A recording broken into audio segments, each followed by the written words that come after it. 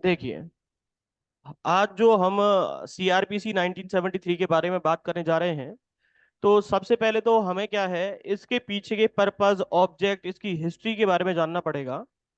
सबसे पहले जब भी किसी लॉ को पढ़ा जाए, ध्यान रखना आपका जो ये पेपर है, ये इसमें इंटरव्यू तो नहीं है, लेकिन इस एपीओ के एग्जाम के हिसाब से आपका प्री और मेंस, उस हिसाब से ये पेपर बन के आएगा, है ना। तो पैटर्न उस हिसाब से होगा, तो उसी हिसाब से हमें तैयारी करनी पड़ेगी। ठीक है। तो जितने बच्चे अगर मेंस की तैयारी करेंगे तो प्री की भी तैयारी साथ साथ होती जाएगी। लेकिन प्री इंपॉर्टेंट है क्योंकि फर्स्ट स्टेज वही है, तो आपको उस हिसाब से भी ध्यान देना पड़ेगा चीजों पर, है ना। तो यहाँ पर जब हम सीआरपीसी 1973 की बात कर रहे हैं, तो कुछ चीजों को हमें ध्यान रखना पड़ेगा। सीधे हम सीआरपीसी नहीं पढ़ सकते, हमें कुछ चीजों के बारे में अगर नॉलेज होगी कि ये सीआरपीसी वर्क कैसे करती है, काम कैसे करती है, तो हम जान पाएंगे कि असली इसके पीछे वजह क्या है कि ये सीआरपीसी बनाई गई है। इसके पीछे क्या कारण रहे हैं जिसकी वजह से सीआरपीसी आपके लिए कोई काम करेगी। देखो, सीआरपीसी को याद करना बहुत टफ भी है और सबसे ज्यादा सिंपल भी है, लेकिन कैसा आपका तरीका है, कैसा मैनर है आपका, उसके ऊपर डिपेंड करता है। तो हम उसी चीज को यहां पर लेकर के बात करेंगे कि सीआरपीसी को कैसे पढ़ोगे। तो प्रैक्टिकल अप्रोच क्या थी कि जब भी आप किसी चीज को, चाहे ये सब्जेक्ट हो चाहे क्रिमिनल का कोई भी सब्जेक्ट हो, तो आपके सामने दो व्यक्तियों का होना जरूरी है। ये तो है आपका ए नाम का व्यक्ति, और ये है दूसरा बी नाम का व्यक्ति। ठीक है। अब क्या हुआ कि ए और बी के बीच में हो गई लड़ाई। ठीक है। लड़ाई से होने से क्या हुआ, जिनकी भी माइक ऑन है वो ऑफ ऑफ कर लीजिए। लड़ाई किन के बीच में हुई, ए और बी के बीच में हुई। और इस लड़ाई की वजह से क्या हुआ कि जैसे सपोज करो इस व्यक्ति ने, ए नाम के व्यक्ति ने क्या कर दिया, इसका सर फोड़ दिया। सर पे थोड़े चोट वोट आई, तो खून निकलने लग गए इसके। तो ये बी व्यक्ति जो है कहां पर जाएगा, भागा भागा, या इसके परिजन जो है, घर वाले जो है, वो कहां पर जाएंगे, बताइए। कहां जाएंगे सब लोग, बोलिए। सर पुलिस स्टेशन जाएंगे कंप्लेन सीधी सी कराने। बात है। आप, अब ये जो व्यक्ति है, इसने इसको पीटा, तो ये कहां जाएगा या इसके घर वाले कहां जाएंगे, पुलिस के पास जाएंगे। और कहां जाएंगे, पुलिस स्टेशन, क्योंकि पुलिस कहां रहती है, पुलिस स्टेशन में रहती है। ठीक है। अब ध्यान रखना, ये व्यक्ति इस केस में क्या बन जाएगा, अक्यूज्ड बन जाएगा। क्या बन जाएगा, अक्यूज्ड। और दूसरा व्यक्ति जो है, ठीक है, ये जो दूसरा व्यक्ति है, इस केस में क्या बन जाएगा, इस केस में ये व्यक्ति बन गया विक्टिम। और यहां पर किसका रोल आ गया, पुलिस स्टेशन में कौन बैठेगा, पुलिस। और जब पुलिस के पास ये व्यक्ति जाएगा कि भाई साहब मेरा सर फट गया है, तो ये यहां पर क्या करेगा, जब इसने ऐसी सूचना, इंफॉर्मेशन दी, तो यहां पर पुलिस वाले क्या करेंगे, एक एफआईआर दर्ज करेंगे। क्या करेंगे, एफआईआर दर्ज कर लेंगे। ठीक है। अब जैसे ही एफआईआर होगी, तो एफआईआर के तुरंत बाद की स्टेप, पुलिस का कंडक्ट, पुलिस का रोल चालू हो जाता है। और एफआईआर के होने के तुरंत बाद वो क्या करना चालू करेगी, इन्वेस्टिगेशन चालू कर देगी। और जैसे ही इन्वेस्टिगेशन चालू करेगी, तो ध्यान रखना कि इन्वेस्टिगेशन के तुरंत चालू होने के बाद ही, इन्वेस्टिगेशन के टाइम पर, जैसे ही एफआईआर हो चुकी है, तो इन्वेस्टिगेशन के टाइम पर किसकी जरूरत पड़ेगी इनको, तो जरूरत पड़ेगी वहां पर अक्यूज्ड की। किसकी जरूरत पड़ेगी, अक्यूज्ड की। तो यहां पर इन्वेस्टिगेशन के टाइम पर अक्यूज की आवश्यकता होगी। तो सबसे पहले उस अक्यूज को क्या करेंगे ये लोग, बोलो, क्या करेंगे, बोलिए क्या करेंगे ये, बताइए। अरेस्ट करेंगे कि नहीं करेंगे। तो यहां पर सबसे पहले उस व्यक्ति को इन्वेस्टिगेशन के दौरान पर अरेस्ट करने की कोशिश करेंगे, कि जिससे वो कोई आगे कोई खतरा पैदा ना कर दे, कोई एविडेंस को ना मिटा दे। क्योंकि इन्वेस्टिगेशन करेंगे तो क्या पता वो खुद में भाग ना जाए, या अगर कोई तरीके के किसी व्यक्ति को, जिसके सामने ऐसा कुछ घटना घटित हुई है, उसको वो डराए धमकाए नहीं जिससे कि एविडेंस ना मिटा दे। तो इन्वेस्टिगेशन के टाइम पर पुलिस वाले क्या करते हैं, जनरली उस अक्यूज को गिरफ्तार कर लेते हैं, अरेस्ट कर लेते हैं। अब देखिए, अब मैं आपको बस इतनी ही सिंपल सी बात, जो मैंने 4-5 स्टेप बताई है, यहीं तक बहुत सारी चीजों के बारे में बता दूंगा। देखिए, सबसे पहले जब विक्टिम आया है आपका, तो विक्टिम के बारे में आप कौन से सेक्शन में पढ़ते हो, ये बताइए। बताइए, कौन सा सेक्शन डिफाइन करता है विक्टिम को? जल्दी बताइए। W W A 2 W A. बिल्कुल, सेक्शन नंबर आपका है 2WA। ठीक है। पहले विक्टिम को डिफाइन नहीं किया गया था। जब भी सब समझ लो ABCD जैसे शब्द आ जाते हैं, तो वो कोई ना कोई अमेंडमेंट के थ्रू आया है। तो विक्टिम क्या होगा, उसके घर वाले भी यहां पर FIR दर्ज करा सकते हैं, और भी चीजें हो सकती हैं, और वो खुद व्यक्ति, पीड़ित व्यक्ति जिसके साथ ऐसा घटना घटित हुई है, वो भी यहां पर FIR दर्ज करा सकता है पुलिस स्टेशन में जा करके। अब सीधे ही ध्यान रखना, FIR किन केसेस में दर्ज होती है, बताइए। आपसे ही सवाल जवाब होंगे, और आपको ही सारी चीज समझ में आएंगी। यही अपराधों में। किस में होती है? यही अपराधों में। संघीय अपराधों में। उसको क्या बोलते हैं? Cognizable case.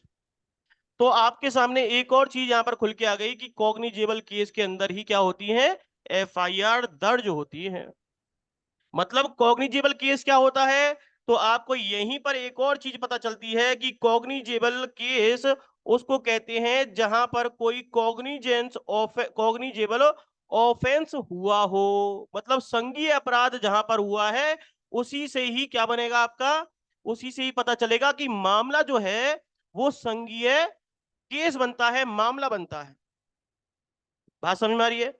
तो यहां पर कॉग्निजेबल केस और कॉग्निजेबल ऑफेंस की भी बात हमें यहां पर समझ में आ रही है। अच्छा, ये बता कहां रखे हैं, तो आपके सामने एक और डेफिनेशन यहां पर खुल के आती है, और वो कौन सी है? सेक्शन नंबर, बोलो, पार्टिसिपेट करो। कौन सा सेक्शन नंबर खुलेगा? 2C। सेक्शन नंबर 2C के अंदर आपको यहां पर कॉग्निजेबल केस, कॉग्निजेबल ऑफेंस को डिफाइन किया गया है। और जैसे ही आपको इस बात के बारे में पता चल रहा है, मतलब FIR जब दर्ज हुई है कॉग्निजेबल केस के बारे में पता चलते ही, तो क्या करता है, कॉग्निजेबल ऑफेंस में क्या किया जाता है किसी व्यक्ति को, बोलो, क्या करते हैं कॉग्निजेबल केस में पुलिस वाले, क्या करेंगे? ऐसे अरेस्ट। व्यक्ति को क्या कर लेंगे, अरेस्ट कर बिना लेंगे। वारंट के बिना वारंट अरेस्ट। लेकिन अरेस्ट कैसे करेंगे, ये बताइए। विद वारंट करेंगे या without warrant? Sir without without. Warrant. तो यहां पर आपके सामने एक और चीज निकल के आ गई कि विदाउट वारंट। ध्यान रखना, सारी चीजें आपके सामने आ रही हैं। विदाउट वारंट अरेस्ट करने की कोशिश करेंगे। ठीक है। विदाउट वारंट का मतलब क्या हुआ, बिना कोई नोटिस और बिना कोई परमिशन के, कोई कोर्ट ने कोई परमिशन नहीं दी है, वो डायरेक्ट क्या कर रहे हैं, ऐसी FIR दर्ज होने पर अक्यूज को इन्वेस्टिगेशन के दौरान अरेस्ट कर रहे हैं।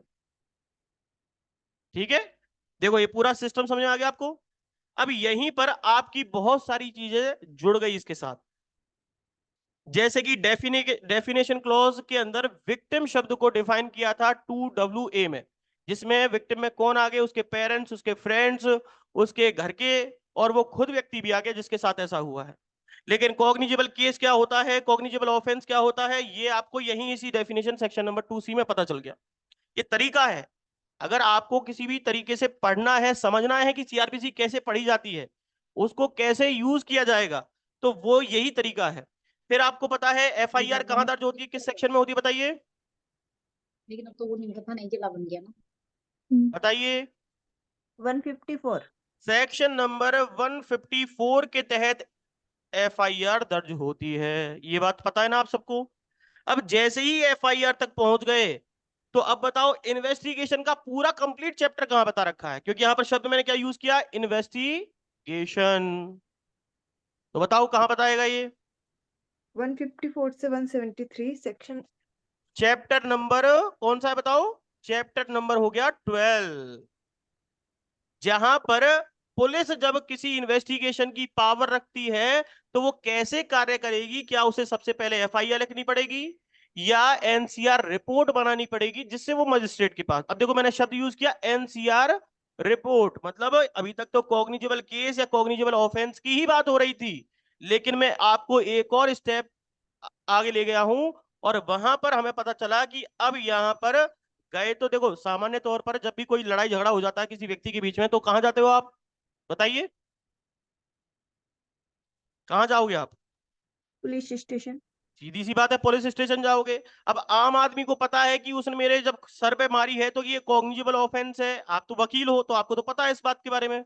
आम आदमी को पता है कि वो उसने कॉग्निजेबल किया है, नॉन कॉग्निजेबल ऑफेंस किया है, बताओ बोलिए, पता होगा क्या उसे?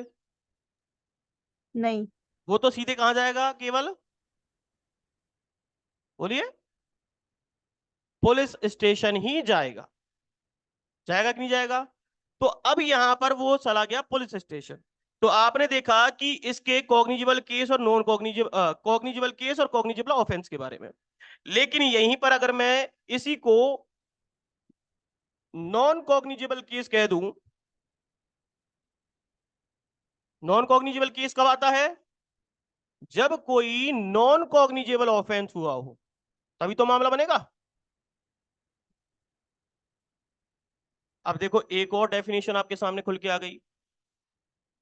तो अब यहां पर नॉन कॉग्निजेबल केस और नॉन कॉग्निजेबल ऑफेंस की बात हो रही है कि जिस केस में ऐसा कोई मामला जिसमें कोई नॉन कॉग्निजेबल ऑफेंस हुआ हो, तो वो मामला कैसा कहलाएगा? नॉन कॉग्निजेबल केस कहलाएगा। ठीक है। अब जैसे ही यहां पर आ गए तो कौन सा सेक्शन डिनोट होता है, बताओ? 2L। सेक्शन नंबर आ गया 2L। और अब बताओ यहां पर विदाउट वारंट अरेस्ट कर सकता है क्या? नहीं। क्या होगा? विद वारंट होगा। अरेस्ट कैसे करेगा? विद वारंट करेगा, मतलब कोर्ट की परमिशन चाहिए इस केस में। तो आपके सामने वापस से देखो, नॉन कॉग्निजेबल केस था, यहां पर ये चीजें थी, लेकिन वो कराने गया था एफआईआर दर्ज, लेकिन पुलिस ने एफआईआर दर्ज करनी है क्या, बताइए? क्या ऐसे केस में जो नॉन कॉग्निजेबल ऑफेंस है उसमें पुलिस एफआईआर दर्ज करेगी क्या? नहीं। नहीं सर, इसमें नहीं करेगी। क्या बोल रहे हो? एनसीआर दर्ज होगी सर, इसमें नॉन कॉग्निजेबल रिपोर्ट। एफआईआर, इसलिए तो कह रहा हूं ना, एफआईआर दर्ज तो नहीं हो सकती ना। तो मतलब वहां पर पुलिस जो है विदाउट वारंट अरेस्ट भी नहीं कर सकती, और वो डायरेक्ट इन्वेस्टिगेशन भी नहीं कर सकती। इसका मतलब वो जो एनसीआर रिपोर्ट बन के आएगी, देखो एफआईआर आ गई थी ना वहां पे, यहां पर ऐसे केस में पुलिस के पास वो व्यक्ति जाएगा तो सही, तो यहां पर लिख देता हूं पीएस। अब बताओ, पीएस शब्द यूज हुआ है यहां पर, पुलिस स्टेशन कौन सा सेक्शन बताता है? पुलिस स्टेशन क्या होता है बताओ? सेक्शन नंबर 2 का बताओ कौन सा सेक्शन है? 2S। देखो पीछे से डिनोट किया गया है पीएस, तो एस जो है वो यहां लिख दो। अब पुलिस स्टेशन पहुंच गए, अब यहां पर मैंने डायरेक्ट पीएस लिख दिया, और ऐसे केस में अब वो क्या लिखेगा? मामला तो दर्ज कर लेगा, पर क्या बनाएगा उसकी? एनसीआर, नॉन कॉग्निजेबल ऑफेंस की रिपोर्ट बना के अपने पास मामले को लिख जरूर लेगा, लेकिन उस व्यक्ति को कहां पे भेजेगा, बताइए? उस पुलिस वो विक्टिम जो आया उनके पास कहां भेजेगा उसे? सर मजिस्ट्रेट के पास। तो अब देखो यहां पर एक और चीज खुल गई आपके सामने, कौन किसके पास आ गया। देखो आपको सब कुछ पता है, मुझे तो केवल बस आपको बताना है कि सीआरपीसी पढ़ते कैसे हैं। अब देखो यहां से एनसीआर रिपोर्ट होते ही अपने पास उसने रिपोर्ट दर्ज कर ली, किसने करी? पुलिस ने, पुलिस स्टेशन में। अब उसने किसके पास भेज दिया उसे? मजिस्ट्रेट के पास भेज दिया। ऐसा कहो, ऐसा कह दिया कि ये जो मामला है इस पे हम तहकीकात नहीं कर सकते, ऐसा करो तुम ही जाओ मजिस्ट्रेट के पास जाकर के, मजिस्ट्रेट खुद संज्ञान लेगा इस केस में। समझ में आ रही मेरी बात? तो अब क्या हुआ कि मजिस्ट्रेट के पास पहुंच गया, तो मजिस्ट्रेट के पास अभी क्या लिखवाएगा वहां जाकर के, बताओ? बोलो क्या लिखवाएगा? सर कंप्लेंट फाइल कराएगा। अब यहां पर देखो मजिस्ट्रेट के सामने जैसे ही गया, ये व्यक्ति कौन है? ये ए है या बी है? कौन गया है, ए गया है या बी गया है कंप्लेंट फाइल करने? बी गया है सर। बी गया है, क्योंकि वही तो विक्टिम है, तो वहां पर वो कंप्लेंट फाइल कराने चला गया। अब कंप्लेंट को कहां डिफाइन किया गया है बताओ? 2D। सेक्शन नंबर 2D में आ गया, है ना। कंप्लेंट का मतलब क्या होता है कि जब कोई एलिगेशन किसी पार्टी के द्वारा लगाया जाता है और वो मजिस्ट्रेट के सामने अगर उसे पेश कर देता है, और वो भी ये जो कंप्लेंट होती है वो रिटन और ओरल दोनों ही हो सकती है, और ऐसा अगर किया जाता है तो उसको क्या कहा जाएगा? कंप्लेंट कहा जाएगा, अदर देन एफआईआर। वो एफआईआर नहीं होती। क्लियर हो गई बात? अब देखो यहां पर हमने कुछ चीजों को समझ लिया कि अक्यूज क्या था, विक्टिम क्या था, पुलिस स्टेशन में जाएगा, एफआईआर दर्ज कराएगा। लेकिन किस केस में होती है एफआईआर? कॉग्निजिबल केस में, कॉग्निजिबल ऑफेंस में, और यहां पर विदाउट वारंट अरेस्ट कर लेगा। इन्वेस्टिगेशन खुल गई, अक्यूज को पकड़ लिया, क्योंकि उसे नहीं पकड़ते तो एविडेंस नहीं मिलते, तो इन्वेस्टिगेशन कैसे हो पाती पूरी तरीके से? ठीक है। अब यहां पर फिर से एक और चैप्टर आ जाएगा आपके सामने। फिर मैंने बताया नॉन कॉग्निजिबल ऑफेंस के बारे में, नॉन कॉग्निजिबल केस के बारे में। सेक्शन नंबर 2L के अंदर डिफाइन है, विदाउट वारंट अरेस्ट नहीं किया जा सकता, क्योंकि ये पावर केवल किसके पास होती है? मजिस्ट्रेट के पास होती है। यहां तक की बात में कोई डाउट है तो आप पूछ सकते हो। सारी चीजें मैं आपसे ही पूछूंगा और आपको ही समझ में आ जाएगा कि इस कैसे पढ़ा जाएगा, कैसे समझा जाएगा। यहां तक कुछ भी पूछना हो तो आप पूछ सकते हो। बस अपने पास अगर आपको नहीं पता हो तो सीआरपीसी 1973 को खोल के रखना अपने पास। उसकी केवल इंडेक्स आपके पास होनी चाहिए, और मेरे को आंसर बताते जाना, मैं लिखता जाऊंगा बोर्ड पे। यहां तक कोई डाउट है किसी को? बताइए। वेदपाल जी, प्रियंका जी, संगमित्रा जी, बोलिए, रिप्लाई नो कीजिए सर। फटाफट। ठीक है, क्योंकि आपका ही टाइम वेस्ट होगा। आगे देखिए, यहां तक तो हम पहुंच गए हैं, मजिस्ट्रेट के पास भी पहुंच गए हैं, है ना। मजिस्ट्रेट यहां पर कंप्लेंट लेगा। अब जैसे ही कंप्लेंट लेगा तो अब एक और नई प्रोसीडिंग चालू हो जाएगी। यहां पर एफआईआर चली गई थी, इन्वेस्टिगेशन कर रहा है। इन्वेस्टिगेशन का चैप्टर 12 पता चल गया। कंप्लेंट के रिगार्डिंग जब हमें पता चलता है कि कंप्लेंट जो है, कंप्लेंट टू द मजिस्ट्रेट, देखो यहां पर लिख देता हूं, कंप्लेंट किसको जाएगी?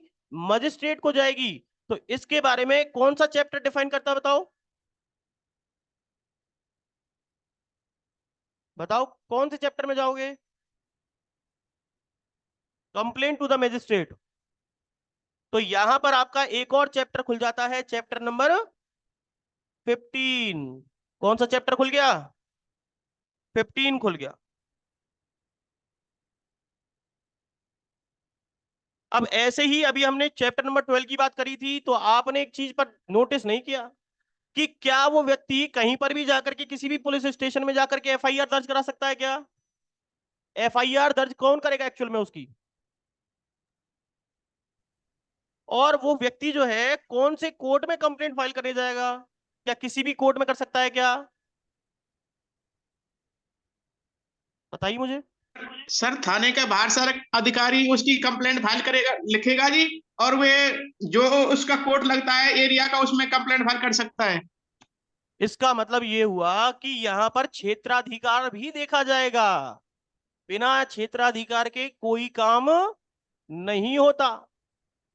तो क्षेत्राधिकार की बात आ गई तो इन्वेस्टिगेशन भी पुलिस तब कर सकती है, एफआईआर भी पुलिस तब ही लिख सकती है जब उनके क्षेत्राधिकार का ही मामला बनता हो, केस बनता हो। इसका मतलब इन्वेस्टिगेशन, एफआईआर जो है, पुलिस स्टेशन जो है, इन सब चीजों को किसके आधार पर देखा जाएगा?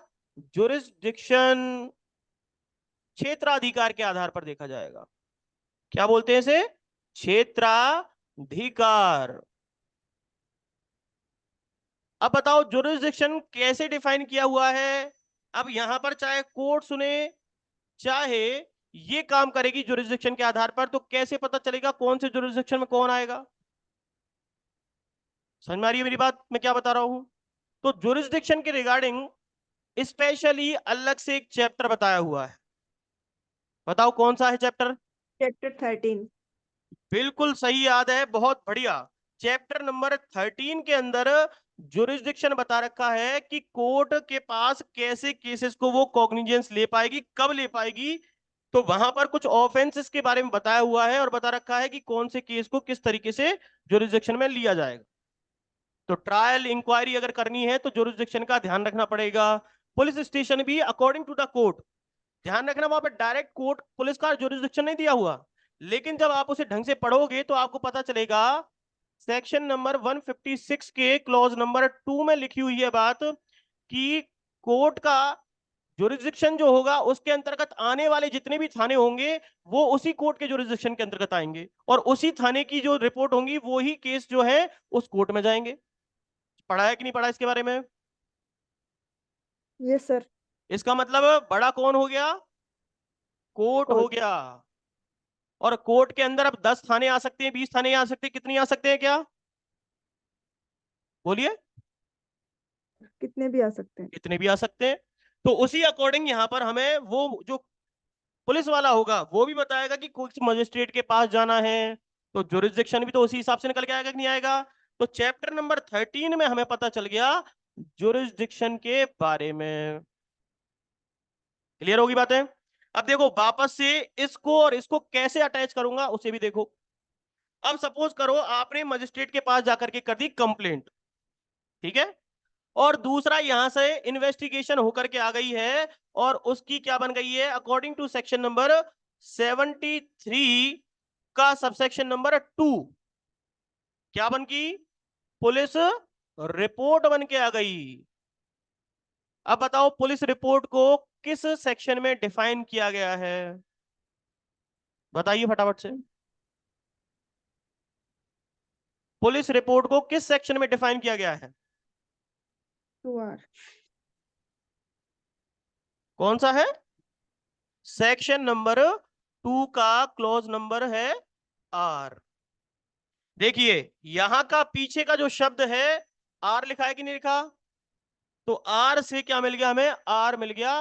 पीस एस से एस मिल गया था और आर से आर मिल गया। तो 2R के अंदर डिफाइन कर रखा है कि पुलिस रिपोर्ट होती क्या है। अब इसी पुलिस रिपोर्ट को हम किसके नाम से जानते हैं? बोलिए। चालान। चालान के नाम से जानते हैं। इसी को हम क्या कहते हैं? चार्जशीट कहते हैं, चालान कहते हैं। ये बात पता है कि नहीं पता आप सबको? Yes sir. अब मान लो कभी कभी क्या होता है कि मजिस्ट्रेट के सामने ही कोई ऑफेंस हुआ है, मजिस्ट्रेट के समक्ष या तो कोई ऑफेंस हुआ है या मजिस्ट्रेट को डायरेक्ट कोई सूचना मिली है कि साहब ऐसे ऐसे वहां पर कोई घटना घटित हो गई है, उसके किसी व्यक्ति ने बता दिया, मुखबिर ने। तो अगर क्या ऐसी सूचना के आधार पर क्या मजिस्ट्रेट एक्शन ले सकता है उस व्यक्ति पे? बोलिए हाँ या ले ना। सकता है। हाँ ले तो सकता है। मतलब कोई भी अदर इंफॉर्मेशन मिली है तो उसके आधार पर भी या खुद भी इंफॉर्मेशन जो है या खुद को पता चला है डायरेक्ट, जिसको कहते हैं सुओ मोटो, स्वयं को पता चला है।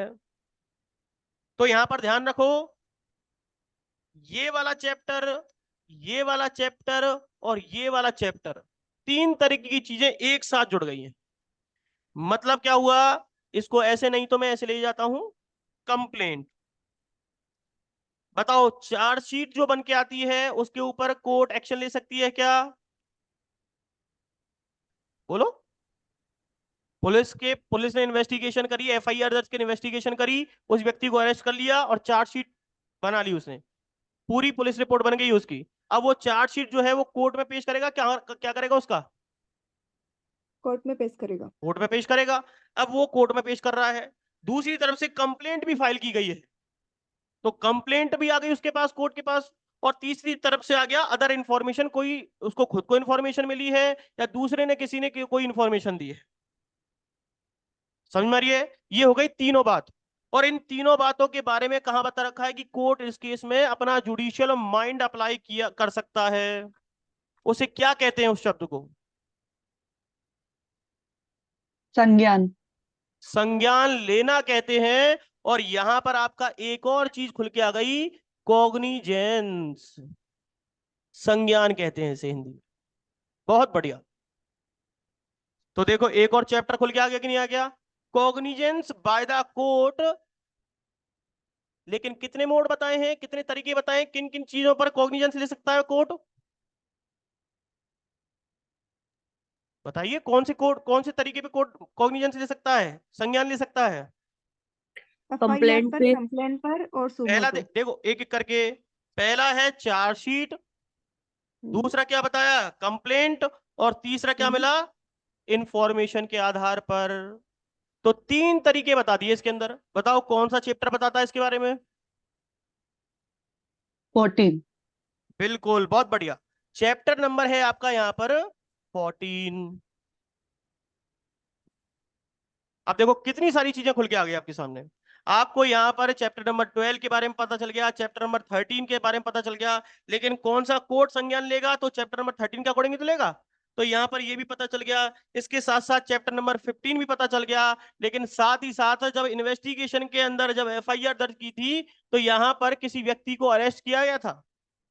तो अरेस्ट ऑफ पर्सन के बारे में या इसके बारे में कौन सा चैप्टर बताता है कि को पावर है पुलिस के पास कि वो डायरेक्ट अरेस्ट कर सकता है किसी भी कॉग्निजेबल केस में।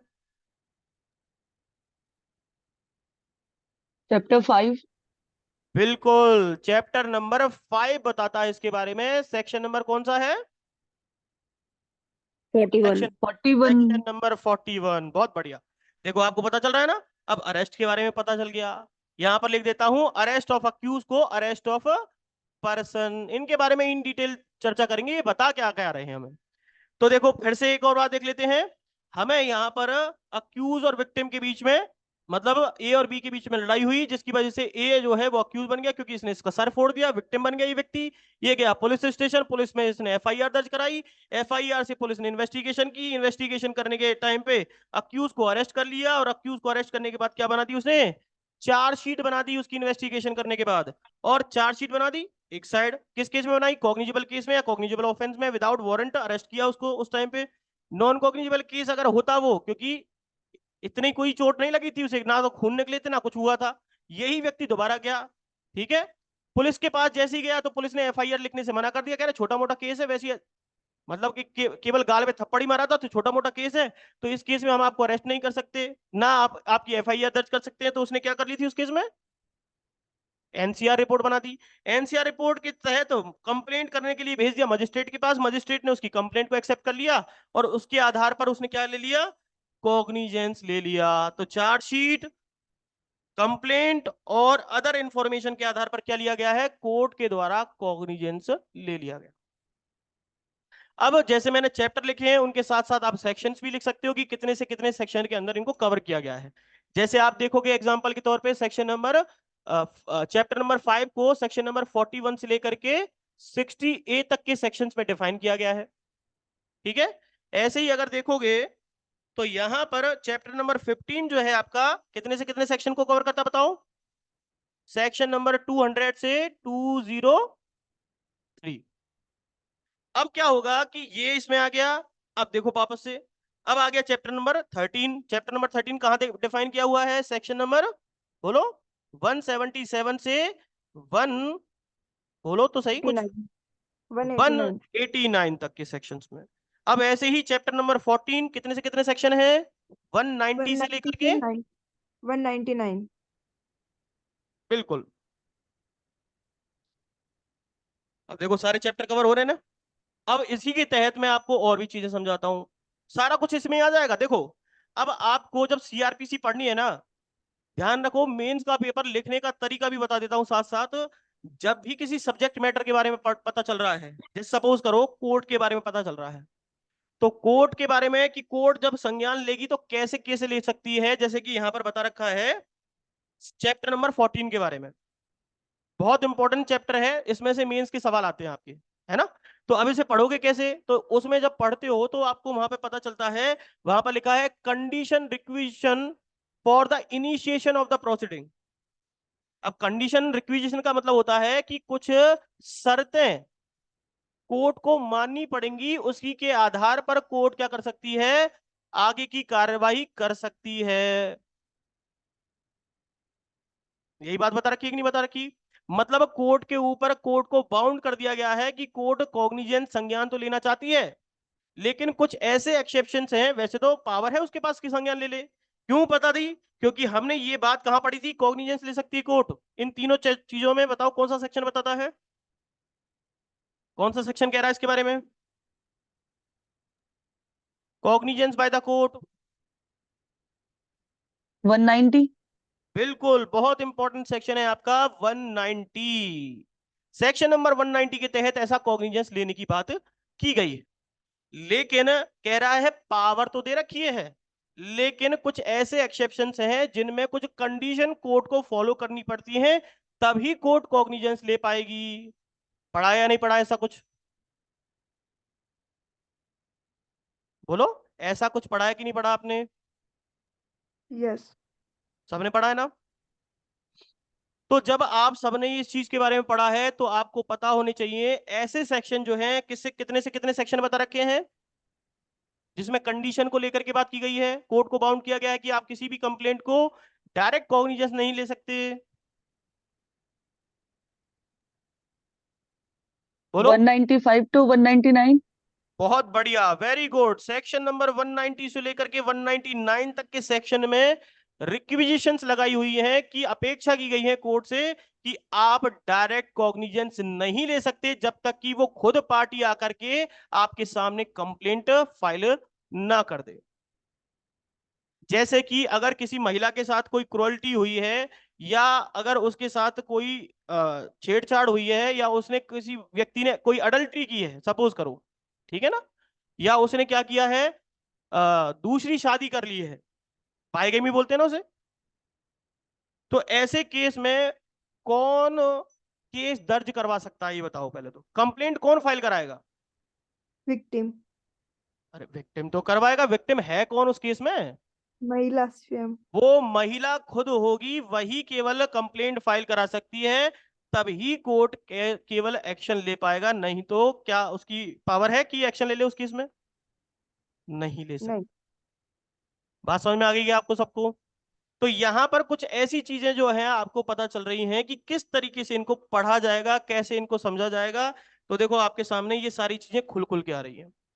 इसी स्टेप के आगे मैं अगर जाऊं तो आपको एक और चीज पता चलेगी कि जैसे ही कंप्लेंट आई है, चार्जशीट बन करके एफआईआर दर्ज होके, या कोई भी इंफॉर्मेशन आई है, तो अब क्या करेगा कोर्ट? सुनवाई स्टार्ट करेगा। कॉग्निजेंस तो ले लिया, उसे लगा कि कोर्ट केस जो है एक्सेप्ट किए जाने वाला है, इसे एक्सेप्ट किया जाना चाहिए, कोर्ट एक्शन ले सकता है आगे। तो अब बताओ क्या करेगा कोर्ट आगे? प्रोसेस इशू दोषों में करेगा कि नहीं करेगा? क्या करेगा? परिवादी की परीक्षा। परिवादी की परीक्षा तो कर, भाई मजिस्ट्रेट कंप्लेंट तभी एक्सेप्ट करता है ना जब परिवादी की परीक्षा हो गई हो। लेकिन अब क्या करेगा, जब वो सेटिस्फाइड हो गया तभी तो कंप्लेंट को ले लिया ना उसने, एक्सेप्ट कर लिया। नहीं तो वो तो पहले ही 203 में खत्म कर देता, उसे कर देता कि नहीं कर देता बताओ? Yes sir.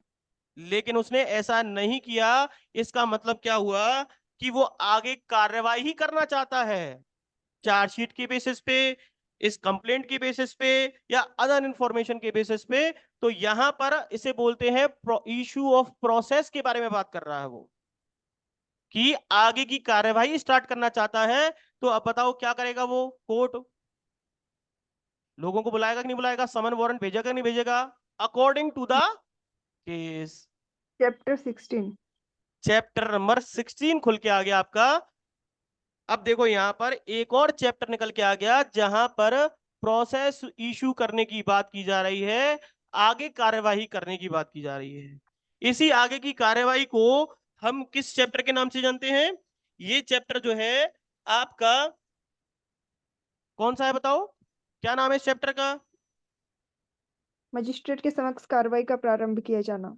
बिल्कुल, यही आपका ये चैप्टर है जिसमें इस तरीके की बात की गई है कि अब क्या होगा। तो लिखा है commencement of the proceeding before the magistrates, कि मजिस्ट्रेट के सामने जैसे ही आपने कंप्लेंट फाइल की, चार्जशीट की, या इंफॉर्मेशन उसको लगा कि इसे एक्सेप्ट कर लेना चाहिए क्योंकि उसने क्या किया, उसकी इंक्वायरी करवाया, उसके बारे में जांच करवाई, उसने अपनी तरफ से सारी चीजों से सेटिस्फाइड हो गया।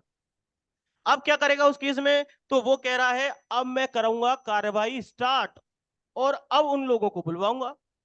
किन किन को बुलवाऊंगा? पक्षकारों को बुलवाऊंगा, जो भी पार्टी इसके अंदर इन्वॉल्व हुई है। तो यहां पर उसी के बारे में बता रखा है, कमेंसमेंट के बारे में। किसके बारे में? कमेंसमेंट के बारे में, कि उस प्रोसीडिंग को जैसे ही मजिस्ट्रेट के सामने ले जाया जाएगा तो उसको मजिस्ट्रेट क्या करेगा? इंक्वायरी को स्टार्ट करेगा। तो उसकी शुरुआत की बात हो रही है, प्रोसीडिंग की क्या हो रही है वहां पर? शुरुआत होगी मजिस्ट्रेट के सामने। इसे मैं ऐसे लिख देता हूं हिंदी में, शुरुआत। ठीक है, अब यहां तक स्टार्ट होगी। तो अब यहां पर क्या करेगा मजिस्ट्रेट? ऑर्डर देगा कि नहीं देगा, बताओ? अब मजिस्ट्रेट उन सब लोगों को बुलाएगा जो भी इसके अंदर इन्वॉल्व थे। कौन कौन लोग इन्वॉल्व थे इसमें? तो ये कह रहा था कि जो भी पार्टीज हैं उन सबको बुलवाऊंगा। तो पहले क्या करेगा ये? या तो समन केस है, ध्यान रखना। अब इसको केस मैटर समझ में आ गया है। तो अगर मान लो इसको लगा कि समन केस है, या इसको लगा है कि ये कैसा केस है? वारंट केस है। कैसा केस है? या तो समन केस है या वारंट केस है। तो अगर मान लो समन केस है तो क्या करेगा इसको इशू? बोलिए क्या करेगा? समन। समन इशू करेगा। तो आपको पता है ना समन इशू करने का प्रावधान पुलिस कर सकती है क्या? समन और वारंट कौन इशू करता है ये बताइए? कोर्ट। केवल कोर्ट को ही ये हक है। और यहां पर समन और वारंट केस में क्या इशू किया जाता है? बोलिए। वारंट। वारंट इशू किया जाता है। और अब इनका प्रोसीजर कहां बता रखा है कि कैसे समन इशू किया जाएगा, वारंट कैसे इशू किया जाएगा? Chapter 6। Very good. Chapter number 6 कौन सा है? 6 पार्ट नंबर सर समन का ए और ए। बी। और इसका कौन सा चैप्टर है? Chapter number 6 part number B. B. भी। मोड ऑफ बता रखा ना वहां पे, process to compel.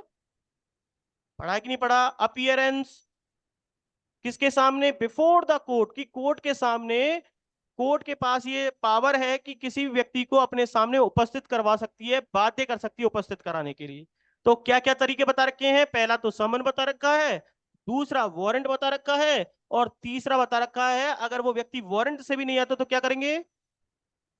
प्रोक्यूलेशन and attachment. Proclamation, उद्घोषणा कर देंगे, उस व्यक्ति को वांटेड घोषित कर देंगे कि इस व्यक्ति को हमारे सामने पेश किया जाए। समझ में आ रही बात? तो यहां पर आपको एक और मैं बात बता देता हूं कि जब समन केस होता है तो क्या उस केस में वारंट भी इशू किया जा सकता है किसी व्यक्ति को? ये बहुत इंपॉर्टेंट है, सवाल आता है बार बार। यस सर, किया जा सकता समन केस में वारंट इशू किया जा सकता है। तो बताओ कौन सा सेक्शन कहता है इसके बारे में? है। 87। Very good. सेक्शन नंबर 87 इसी के बारे में बताता है। तो अब मेरे को बताओ सेक्शन नंबर वारंट के केस में, जहां पर वारंट इशू किया जाना चाहिए, उसमें समन इशू किया जा सकता है क्या? No sir. है?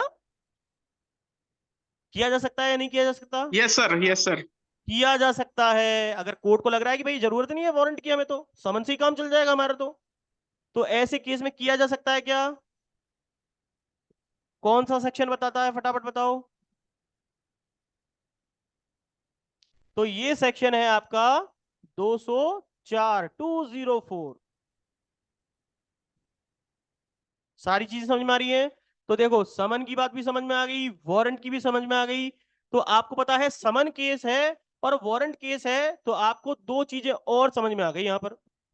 समन केस को कहां डिफाइन किया गया है? जल्दी जल्दी बताइए। समन केस कहां डिफाइन किया गया है? और वारंट केस कहां डिफाइन किया गया है?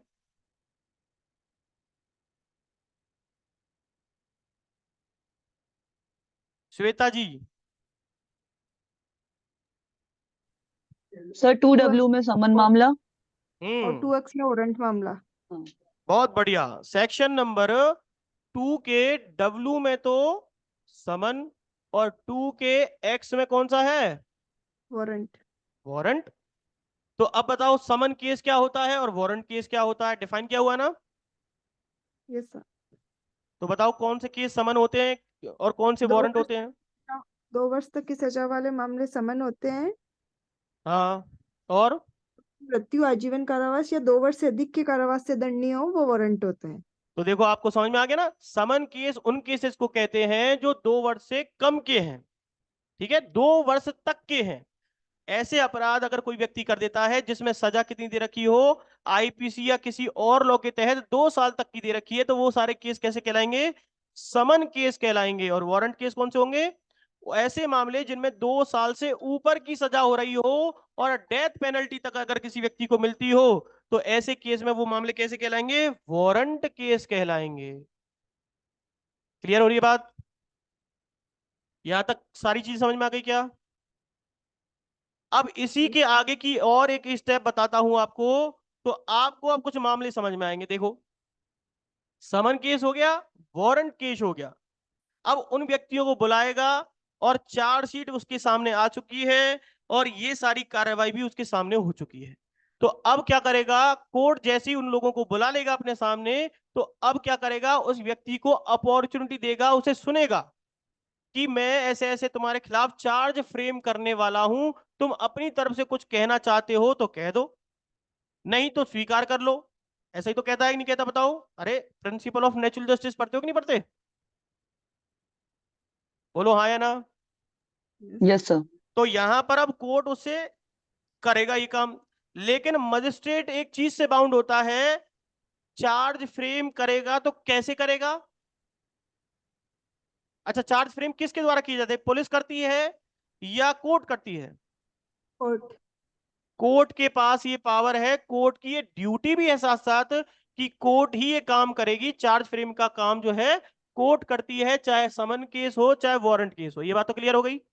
लेकिन यहां पर अब मैं इसी को आगे स्टेप को ऊपर आगे ले लेता हूं, तो आपको एक और चीज समझ में आएगी यहां पर कि जब ये इस तरीके की बात कर रहा है कि समन की या वारंट की, तो उस केस में एक और स्टेप यहां पर आगे बढ़ करके कहता है कि एक चार्ज फ्रेम होंगे। क्या होंगे?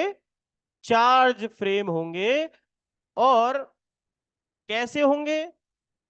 तो बताओ कैसे होते हैं चार्ज फ्रेम?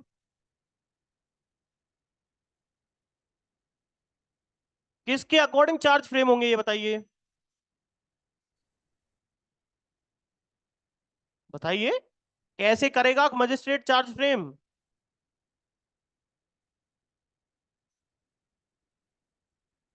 अरे charge frame according to chapter number 17 किए जाएंगे। ये बाउंड है कोर्ट यहां पर कि उनको देखते हुए, उनके जो रूल रेगुलेशंस हैं उनको ध्यान में रखते हुए ही क्या करेगा? चार्ज फ्रेम करेगा। अपनी तरफ से कुछ नहीं कर सकता उसमें। सेक्शन नंबर 211 बताता कि नहीं बताता उसके बारे में? Yes sir. तो फिर क्यों भूल गए? चार्ज को कहां डिफाइन किया गया है? सर 2B में। बिल्कुल, सेक्शन नंबर 2B। अच्छा, चार्ज फ्रेम को तो आपने डिफाइन कर दिया, लेकिन इस चार्ज का मतलब क्या होता है? कोई बता सकता है आप में से? Yes sir. अभियुक्त द्वारा अपने उसके द्वारा किए गए अपराध का लिखित कथन। कैसे? एक अपराध को ही लिखोगे या बहुत सारे अपराध भी एक साथ लिख सकते नहीं, हो? नहीं, बहुत सारे अपराध का एक साथ लिख सकते हैं, एक से अधिक शीर्ष हो सकते हैं। मतलब ये हुआ कि मान लो एक व्यक्ति जो है जिसने अपराध किया है, जैसे कि मैंने आपको ए और बी के बारे में बताया कि ए ने इसके सर पे क्या मारा? डंडा मार दिया। मान लो ए नाम का व्यक्ति जो है बी के घर में घुस करके रात में उसके घर में से सामान निकाल के फिर उसके सर पे जब वो बचाव करता है तो डंडा मारता है। तो चार चार पांच ट्रांजेक्शन होगा कि नहीं होगा उस केस में? बोलो हाँ या ना। Yes sir. Yes sir. अब 3-4 ट्रांजेक्शन हो गए कि वो घर में घुसा तो इलीगल तरीके से, तो क्रिमिनल ट्रेसपास होगा कि नहीं होगा? यस। जब घर में घुस गया तो उसमें से कोई सामान निकालने की कोशिश की, तो उसने बताओ एक्सटॉर्शन किया या थेफ्ट किया? थेफ्ट किया सर। थेफ्ट कैसे किया? व्यक्ति तो सामने खड़ा था, जबरदस्ती करी ना उससे। तो या तो वो एक्सटॉर्शन में आ जाएगा या रॉबरी में आ जाएगा। कितने व्यक्ति थे वो भी डिपेंड करेगा। तो ध्यान रखो कि तरीका क्या है। अब जैसे ही वो कोई भी एक्ट करेगा, ध्यान रखना इस चीज का कि जैसे ही वो कोई भी ऑफेंस करे तो 3-4 ऑफेंसेस में से जिसमें भी आएगा तो उसी के अकॉर्डिंग क्या करेगा मजिस्ट्रेट? चार्ज फ्रेम करेगा अकॉर्डिंग टू सेक्शन नंबर 17। लेकिन 17 के भी क्या है, 2 भाग हैं। कितने भाग हैं? 2 भाग हैं। और यहां पर वो आपको बताता है जॉइंडर ऑफ चार्जेस के बारे में। पहले तो चार्ज फ्रेम करने के रूल्स बताता है। पता है या नहीं पता आपको? सबको बताओ, बोलो हाँ या यस ना। सर। सबको पता यस है? सर। कितने से कितने सेक्शंस को कवर करता है ये? 216 टू 11 11, से 217। 217। और यहां से क्या होता है, 218 से 223। 24। इसमें क्या बता रखा है, जॉइंडर ऑफ चार्जेस के बारे में, कि जब चार्ज लगाया जाएगा तो फिर उसकी ट्रायल कैसे चलेगी, या अलग अलग ट्रायल चलेगी या एक साथ चलेगी सब ऑफेंसेस की, सिंगल ट्रायल चलेगा या ज्वाइंट ट्रायल चलेगा, ये पढ़ते हैं कि नहीं पढ़ते इसके अंदर? तो ये किस पर डिपेंड करेगा, केवल चार्जेस जो फ्रेम किए गए हैं उसके आधार पर ही कोर्ट डिफाइन करेगा कि एक ट्रायल चलेगी या ज्वाइंट ट्रायल चलेगी सब। ठीक है, तो आपको पता है इसके बारे में अलग अलग तरीके की चीजें हैं, आप इनको बाद में पढ़ेंगे। तो चैप्टर नंबर 17 भी आपका यहां पर आ गया। लेकिन फिर से हम वापस से कहां पहुंच जाते हैं, समन केस पे और वारंट केस पे ही पहुंच जाते हैं। अब बताओ, आपको पता है कि केस कितने तरीके के बता रखे हैं यहां पर सीआरपीसी में? बताइए, केस कितने तरीके के बता रखे हैं सीआरपीसी में? अरे 2 ही तरीके के तो बता रखे हैं, अभी तो पढ़ा।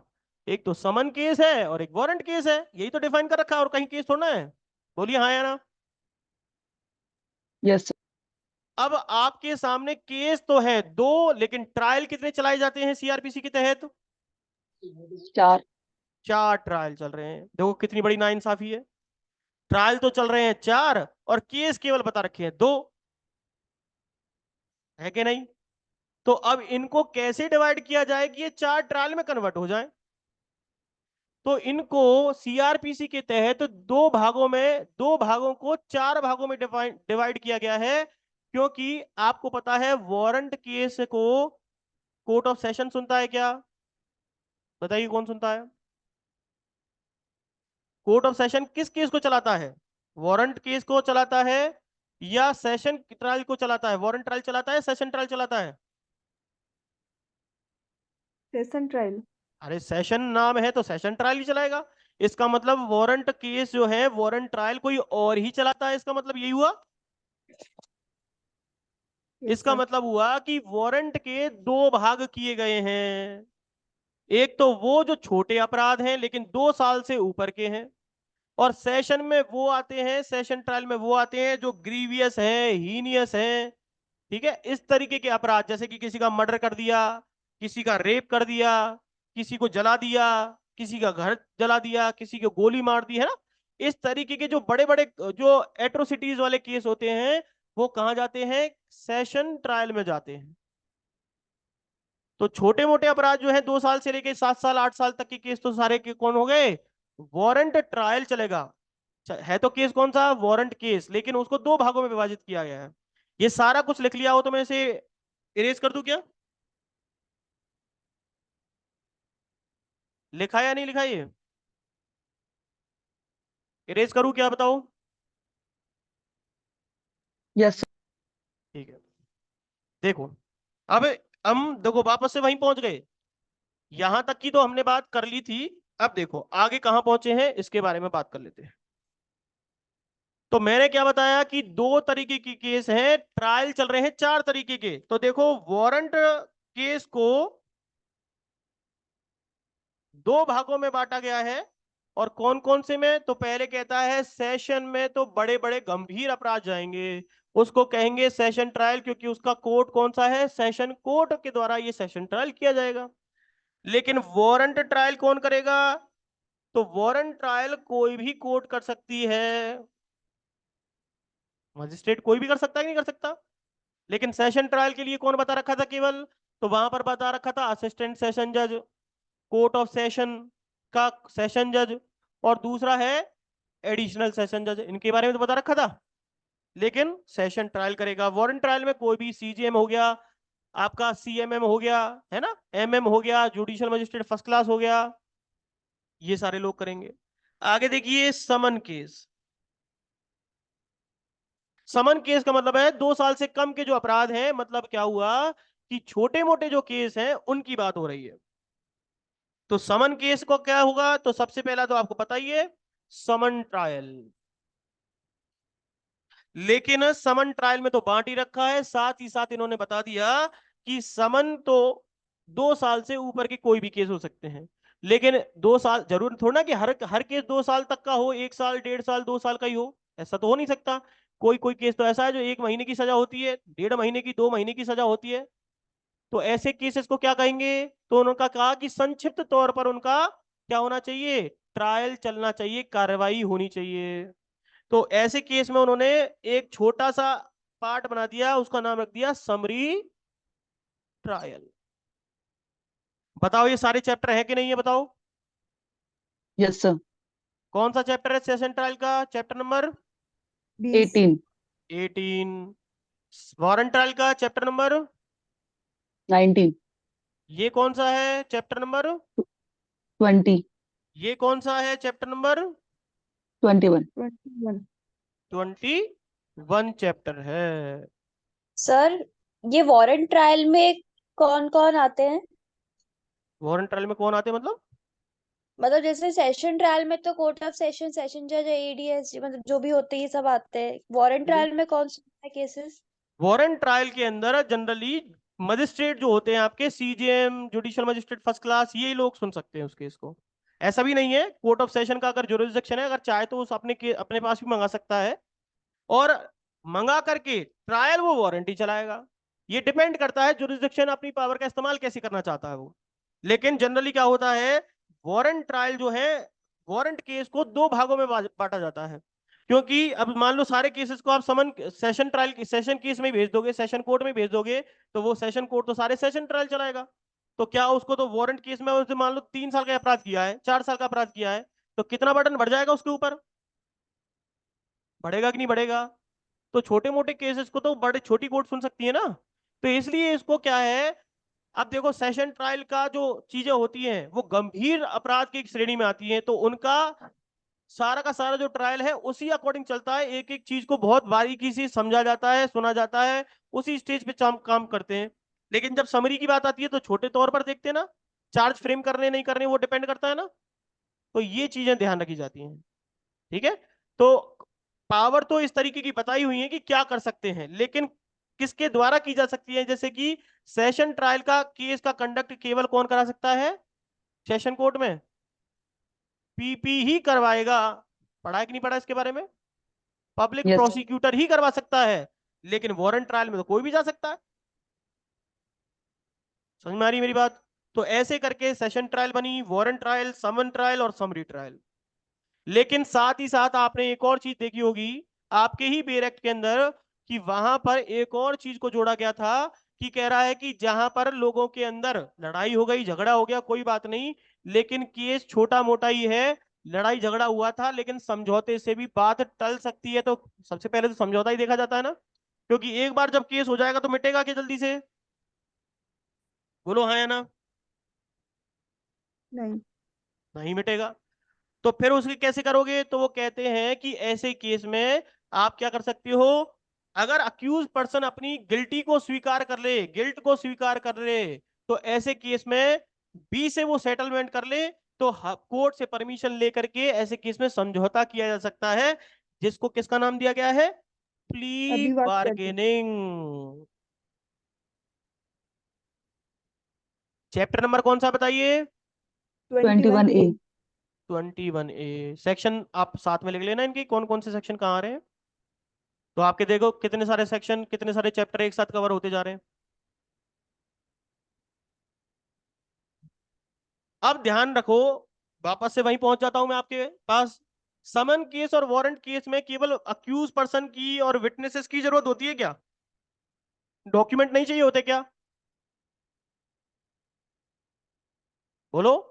डॉक्यूमेंट, एविडेंस, एफिडेविट ये मंगाने होते कि नहीं मंगाने होते, ये भी तो मंगाने होते हैं ना, कि भाई ऐसे ऐसे फलाना वो जो पिस्तौल है, जो गन है, उसको भी कोर्ट में पेश कराया जाए, बोलो हाँ या ना, करानी पड़ेगी नहीं यस पड़ेगी। सर। कोई Yes. डॉक्यूमेंट है, कोई फर्जी डॉक्यूमेंट की वजह से ऐसा किया हो, जाली नोट पकड़ लिए हो, तो उनको भी तो कोर्ट मंगाएगी नहीं मंगाएगी ट्रायल के टाइम पे। तो हर चीज जो भी पुलिस ने इन्वेस्टिगेशन के दौरान सीज की थी, अरेस्ट की थी, उन सबको कोर्ट मंगा सकती है। उसके लिए सर्च वारंट, सपोज करो कोई व्यक्ति खो गया, किडनैपिंग कर ली उसकी, तो उसके लिए सर्च वारंट इशू कर सकती नहीं कर सकती। तो ऐसी जो चीजें हैं वो भी इसी के नेक्स्ट चैप्टर में पता चलती है। चैप्टर नंबर 6 में तो बता रखा है पर्सन्स के बारे में कि समन और वारंट और प्रोक्लेमेशन केवल व्यक्तियों की ही की जाएगी, चाहे वो अक्यूज हो चाहे विटनेस हो। लेकिन चैप्टर नंबर 7 कहता है थिंग की बात, किसकी बात करता है? वस्तुओं की बात करता है, थिंग की बात करता है।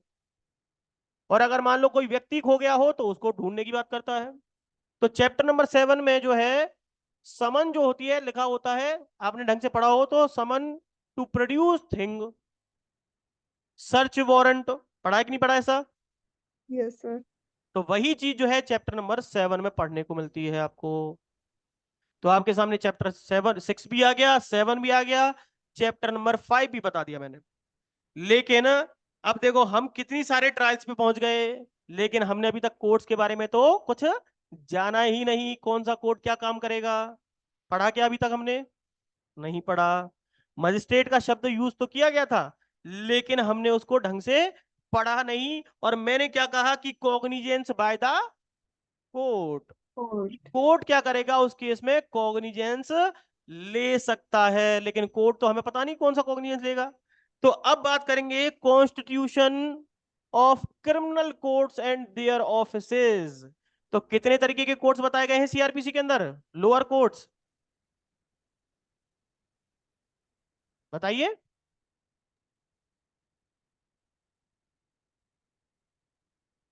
अरे ट्रायल तो तभी चलेगी ना, ट्रायल के अकॉर्डिंग देखो कौन से कोर्ट क्या काम करेंगे। कितने तरीके के कोर्ट्स बता रखे हैं? क्लासेस ऑफ क्रिमिनल कोर्ट्स किस सेक्शन में डिफाइन किया गया है? Section 6. 4 टाइप की कोर्ट्स बता रखी है। अगर आपसे पूछा जाए कॉन्स्टिट्यूशन ऑफ क्रिमिनल कोर्ट्स के बारे में कहां बता रखा है, जब तो है चैप्टर नंबर 2, ठीक है। अगर वो पूछे कि क्लासेस ऑफ क्रिमिनल कोर्ट का सेक्शन कौन सा है, तो फिर क्या बताओगे? Section number 6। तो मतलब यहां पर हमें समझ में आ गया चैप्टर नंबर 2 दिखता हो रहा है ना, ये लिखा हुआ, और चैप्टर सेक्शन नंबर है 6। तो मैं इसे 6 से लेकर के 25 ही लिख दूं क्या?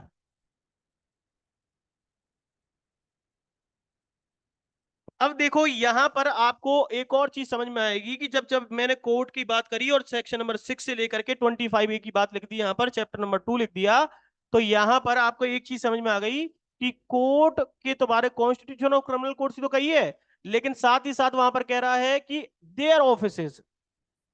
इसका मतलब समझ लीजिए उन ऑफिसेज में बैठने वाला व्यक्ति, उन ऑफिसेज में कंडक्ट करने वाला, केस को कंडक्ट करवाने वाले व्यक्ति की भी बात हो रही है। बताओ केस का कंडक्ट कौन करवाता है? केस को सबसे पहले कोर्ट में कौन पेश करेगा? क्रिमिनल केस को किसको अधिकार दिया गया है सीआरपीसी में? अभियोजन अधिकारी. अभियोजन को ही तो दे रखा है, जिसको अपन पीपी पब्लिक प्रोसिक्यूटर बोलते हैं, स्पेशल पब्लिक प्रोसिक्यूटर बोलते हैं, असिस्टेंट पब्लिक प्रोसिक्यूटर बोलते हैं। पढ़ा है कि नहीं पढ़ा अपन ने? अब बताओ ये रेस कर दूं क्या यहां से, इतना पार्ट अगर लिख लिया हो तो? Yes sir. चलिए लिखते जरूर जाना, क्योंकि ये एक बार लिख के फिर हट जाएगा, फिर नहीं लिखा जा सकता, क्योंकि ये स्टोरी, एक तरीके से स्टोरी बनाई हुई है जिससे आपको समझ में आ जाए कि किस तरीके से स्टेप चल रही है अपनी, ठीक है। अब सपोज करो कि यहां पर चैप्टर नंबर 19, 20, 15 ये सारे हमने पढ़ लिए थे, ट्रायल्स के बारे में हमने जान लिया, लेकिन इन ट्रायल को चलाने वाले कोर्ट्स के बारे में भी पता होना चाहिए। तो हमने बात करी थी अभी चैप्टर नंबर 2 की। तो चैप्टर नंबर 2 के अंदर बैठने वाले व्यक्ति जो हैं, सबसे पहले लोअर कोर्ट्स की बात की गई है। लिख रहा है other than high court, high court को छोड़ करके, apart from high court, high court को छोड़ करके, स्पेशल कोर्ट को छोड़ करके, जो इस सीआरपीसी के अंतर्गत बताई गई कोर्ट है, सबसे पहली कोर्ट कौन सी है? तो ध्यान रखना 4 तरीके की क्रिमिनल कोर्ट्स की बात की गई है। तो पहली है कोर्ट ऑफ Session. सेशन, बताओ सेशन ट्रायल चलाती कि नहीं चलाती? दूसरी कोर्ट कौन सी है? तो बता रखा है CMM, MM और CJM और बोलो जुडिशियल मजिस्ट्रेट फर्स्ट क्लास। अब यहां पर ये दो चीजें तो नहीं लिखी हुई, CMM और CJM, लेकिन MM की जब कोर्ट की बात हो रही है या जुडिशियल मजिस्ट्रेट फर्स्ट क्लास की कोर्ट की बात हो रही है तो उन्हीं के ही उनका एडमिनिस्ट्रेशन करने के लिए एक मुखिया बनाया जाता है जिसको बोला जाता है मुख्य न्यायाधीश। ठीक है, यहां पर भी मुख्य जुडिशियल मजिस्ट्रेट। ठीक है, तो ऐसे करके chief judicial magistrate, chief metropolitan magistrate आपके सामने आते हैं। तो यहां पर एक और चीज इस तरीके से बता रखी है, लेकिन बता तो MM और JMFC के बारे में रखा है, लेकिन इनके भी इनमें से ही दो व्यक्ति अपॉइंट किए जाते हैं, MM में तो CMM और JMFC में से CJM। तो ऐसे करके ये पता चल जाता है। फिर आपके सामने आता है कौन सा court, judicial magistrate second class का कोर्ट, और एक और कोर्ट जो कि CRPC को लाने में बहुत हेल्प कर रहा था। 1973 की CRPC में इसी की वजह से इसको लाया गया। और आपको पता हो तो इसमें आपका जो आर्टिकल 50 है वो काम करता है। बताओ आर्टिकल 50 क्या कहता है कॉन्स्टिट्यूशन का? आर्टिकल 50 न्यायपालिका और कार्यपालिका का पृथक्करण। मतलब न्यायपालिका को और कार्यपालिका को दोनों को अलग अलग कर देना। पहले क्या था, जब आपके पास 1898 की CRPC थी, ठीक है, कौन सी ईयर की CRPC थी? 1898 की। तो इसके तहत क्या था कि यहां पर एक ही कोर्ट को एडमिनिस्ट्रेटिव भी काम दे रखे थे, प्रशासनिक भी काम दे रखे थे, और साथ ही साथ वो जुडिशियल भी काम कर रही थी। लेकिन इससे हमारा व्यवस्था क्या थी, आर्टिकल 50 की का डायरेक्शन को फॉलो नहीं किया जा रहा था CRPC के तहत। इसी चक्कर में जब हमारे पास 41st रिपोर्ट आई लॉ कमीशन की, तो उसके आधार पर हमने क्या किया, एक नई CRPC का इजाद किया, उसे बनाया 1973 को। और उसके तहत हमने एक और मजिस्ट्रेट की कोर्ट बना दी यहां पर। और वो मजिस्ट्रेट की कोर्ट कौन सी है? एग्जीक्यूटिव मजिस्ट्रेट की कोर्ट। अब तो आपको समझ में आ गया, कोर्ट ऑफ सेशन की बात की गई है, court of judicial magistrate first class की, कोर्ट ऑफ MM की, court of judicial magistrate second class, और एग्जीक्यूटिव मजिस्ट्रेट की भी कोर्ट होती है। क्लियर होगी यहां तक की बातें? तो ये चार तरह की कोर्ट है, लेकिन काम कौन सी करती हैं ट्रायल्स के अंदर? जुडिशियल मजिस्ट्रेट की कोर्ट्स। एग्जीक्यूटिव मजिस्ट्रेट का रोल यहां नहीं होता, इसका रोल होता है आपके चैप्टर नंबर, बोलो कौन कौन से चैप्टर है जिसमें इसका रोल है? 8, 9, 10।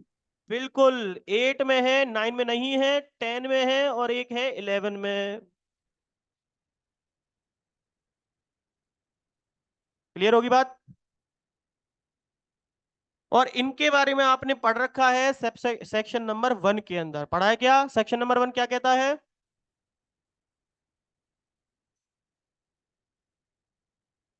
सेक्शन नंबर 1 इन चैप्टर्स के रिगार्डिंग क्या कहता है कि ये चैप्टर कहां लागू होंगे और कहां नहीं होंगे? बताइए जल्दी।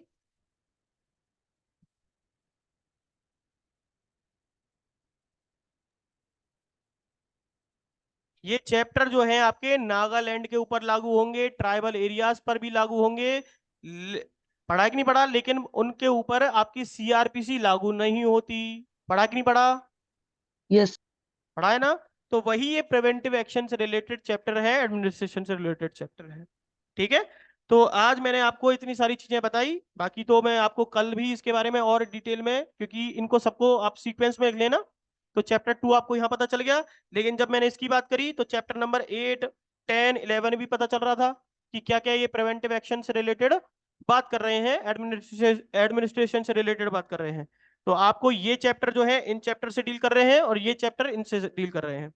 अब जब भी ध्यान रखना, सेशन ट्रायल, वारंट ट्रायल, समन ट्रायल, समरी ट्रायल की बात होगी, तो एक चैप्टर इनके साथ लग के पढ़ा जाता है, इनके साथ रीड किया जाता है। वो 3 चैप्टर हैं।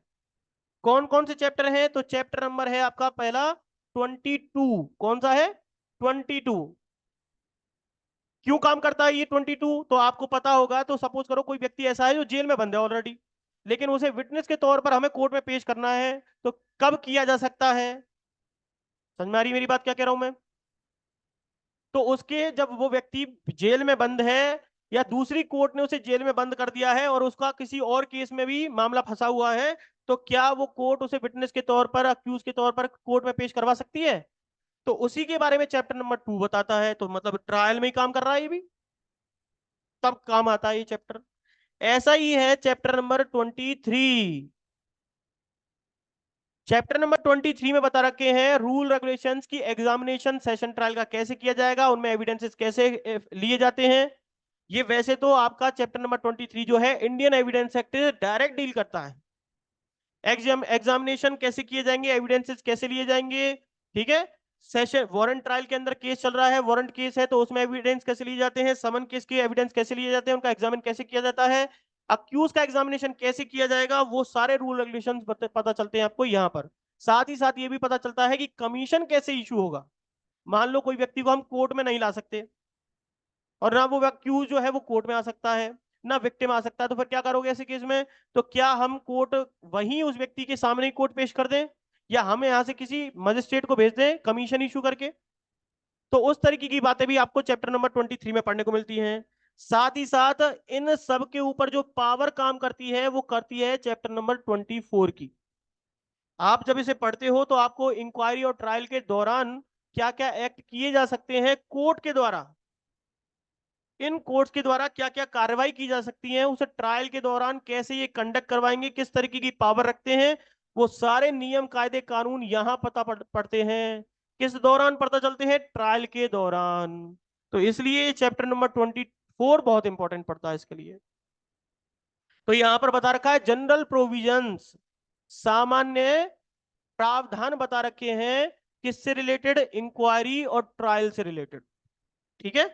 तो आज हमने इन सब चैप्टर्स की बात की और चैप्टर नंबर 24 तक हमने इनके बारे में जानकारी ले ली है। लेकिन जब सेंटेंस दी जाएगी, किस तरीके से इनके पास क्या क्या पावर होंगी किसी केस को सुनने की, किस तरीके की ट्रायल होंगी, तो उसके बारे में पावर ऑफ द कोर्ट के बारे में चैप्टर नंबर 3 में भी पढ़ने को मिलेगा आपको, उनके बारे में भी जानकारी करेंगे, ठीक है। तो आपने काफी कुछ आज समझा, काफी कुछ देखा। तो आज के लिए इतना ही, क्योंकि आपकी एक और क्लास होने वाली है पॉक्सो की, ठीक है। Thank you. अभी यहां तक आपको समझ में आया हो या कुछ कुछ क्वेश्चन करना हो तो आप पूछ सकते हैं। Thank you.